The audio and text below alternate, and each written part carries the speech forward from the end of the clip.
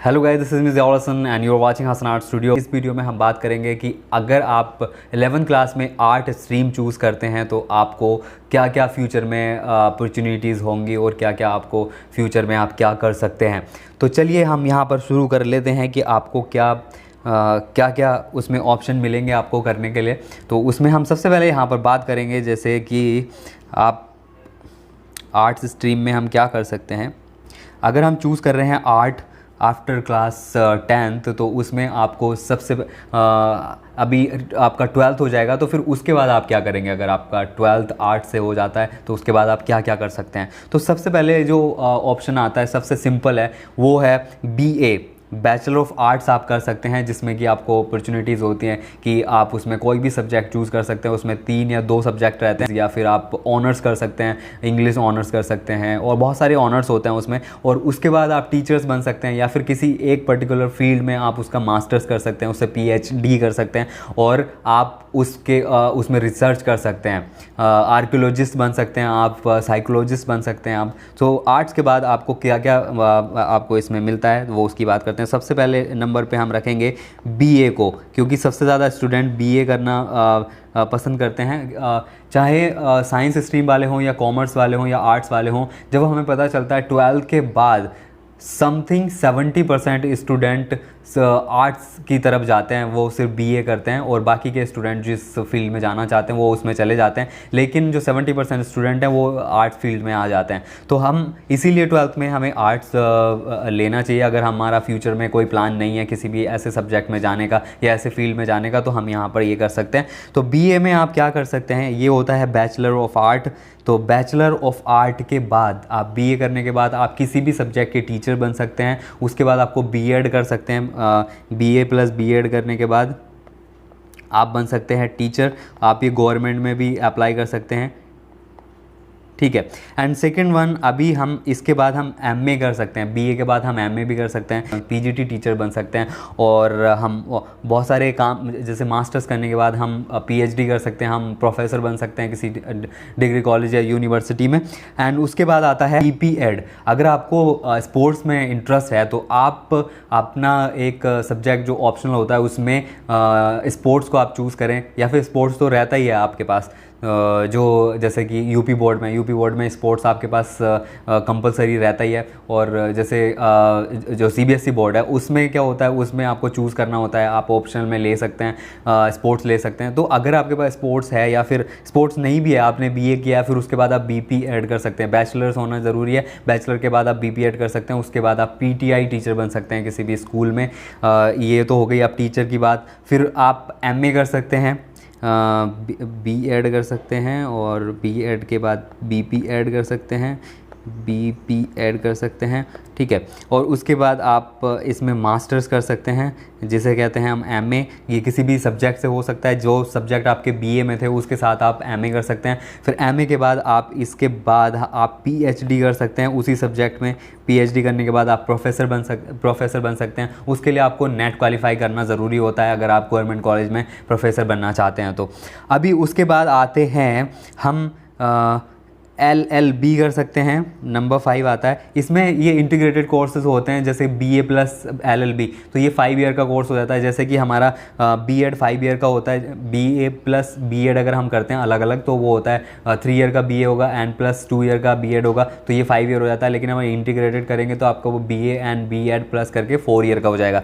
वैसे ही हमारा BA के बाद हम LLB कर सकते हैं, लेकिन अगर हम LLB BA के साथ करना चाहते हैं तो वो इंटीग्रेटेड कोर्स होते हैं, वो 5 ईयर में आपका कंप्लीट हो जाएगा, BA प्लस LLB। तो आप LLB कर सकते हैं, फिर उसके बाद LLM कर सकते हैं, और इसमें भी आप जज बन सकते हैं या गवर्नमेंट एग्ज़ाम की तैयारी करके उसमें गवर्नमेंट वकील बन सकते हैं आप। बहुत सारी चीज़ें हैं इसमें। फिर आप क्या होता है 6 नंबर पे आप आते हैं। अगर आपने बैचलर किया है, ओनली सिंपल BA किया है, उसके बाद आप MBA करना चाहते हैं तो MBA कर सकते हैं। MBA जो होता है मास्टर ऑफ बिजनेस एडमिनिस्ट्रेशन, ये आप कर सकते हैं। बहुत सारे लोग क्या करते हैं, पहले वो साइंस चूज़ कर लेते हैं, उसके बाद वो बीटेक करते हैं या फिर कोई भी एक ऐसा कोर्स करते हैं, और फिर उसके बाद वो एमबीए करते हैं ज़्यादातर स्टूडेंट्स। वो अगर वो प्रोफेशन अपना एडमिनिस्ट्रेशन में रखना चाहते हैं, जैसे एडमिन बनना चाहते हैं किसी भी उसके, या मैनेजर बनना चाहते हैं, तो वो एमबीए करते हैं। फिर उसके बाद आता है number 7, government job. Government job की अगर आप प्रिपरेशन करते हैं तो आपको सिंपल ग्रेजुएट होना ज़रूरी है। और कुछ तो हमारी जॉब्स ऐसी रहते हैं जिसमें ग्रेजुएट होने की ज़रूरत भी नहीं है, सिर्फ क्लास 12 के बाद आप अप्लाई कर सकते हैं, बस आपकी एज 18 ईयर होनी चाहिए, तो आप गवर्नमेंट जॉब में कर सकते हैं। आपको या फिर आप बैचलर करने के बाद यूपीएससी, एसएससी और सिविल सर्विसेज की तैयारी कर सकते हैं, आईएएस पीसीएस ऑफिसर बन सकते हैं आप। तो आपके पास बहुत सारे ऑप्शन होते हैं। इसके बाद हम आते हैं नंबर 8। जिन लोगों को गवर्नमेंट की तैयारी करनी है तो वो तो आंखें मीच के भाई आर्ट्स स्ट्रीम ले सकते हैं, ठीक है। एंड उसके बाद आता है BSW, ये होता है बैचलर ऑफ सोशल वर्क।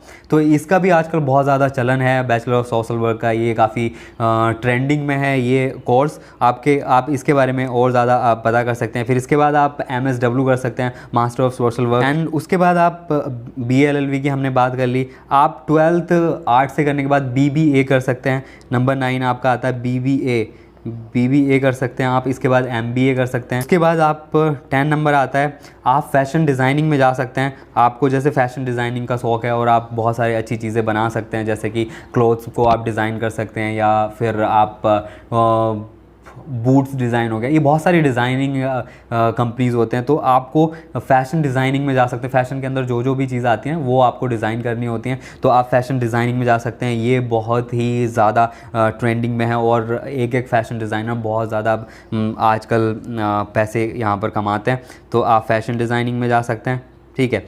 आप उसके बाद आता है BFA, 11 नंबर पे आता है BFA। तो ये होता है बैचलर ऑफ फाइन आर्ट।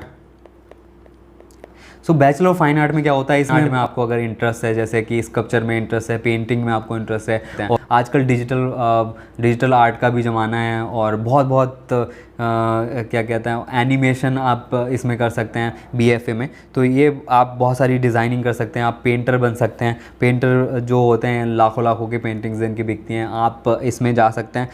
आप मास कम्युनिकेशन कर सकते हैं, और mass communication, bachelor of mass communication कर सकते हैं। और आप मीडिया फील्ड में जा सकते हैं अगर आपको इंटरेस्ट है क्वेश्चन पूछने का और आपको सवाल करने का, अगर आपको इंटरेस्ट है और आप अच्छा बोलते हैं, तो आप इस फील्ड में भी जा सकते हैं और आप एंकर बन सकते हैं। आप कर सकते हैं बैचलर ऑफ लाइब्रेरी साइंस। तो इसमें क्या होता है, लाइब्रेरियन आप बन सकते हैं। तो गवर्नमेंट लाइब्रेरीज़ भी हैं और हर school and colleges and universities में भी लाइब्रेरी होती है, तो आपको वहाँ पर आपका फ्यूचर सेफ हो सकता है। आप वहाँ पर जा सकते हैं। अगर आपको बुक्स में रहने का शौक़ है और आपको बुक्स अच्छे लगते हैं तो आप इसमें भी जा सकते हैं।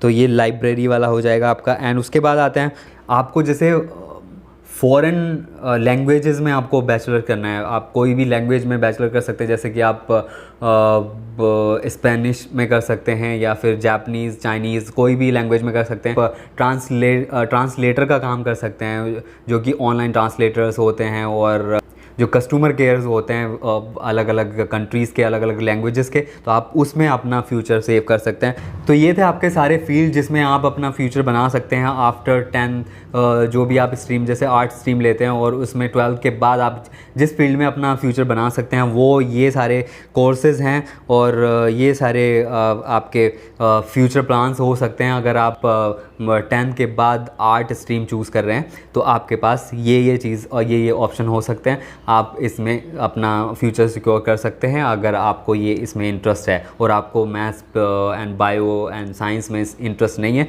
तो आप इस फील्ड में जा सकते हैं। आज के वीडियो में बस इतना ही, और आपको समझ आ गया होगा कि आपको अगर आप आर्ट्स लेते हैं तो आपको कौन से फील्ड्स में आप जा सकते हैं, और अगर आपने 12th कर ली है तो आप 12th के बाद किस किस फील्ड में जा सकते हैं। आप ये वीडियो 10th एंड 12th दोनों के लिए है, तो बने रहिए हमारे साथ ऐसे ही नॉलेजेबल वीडियो देखने के लिए। And thank you for watching.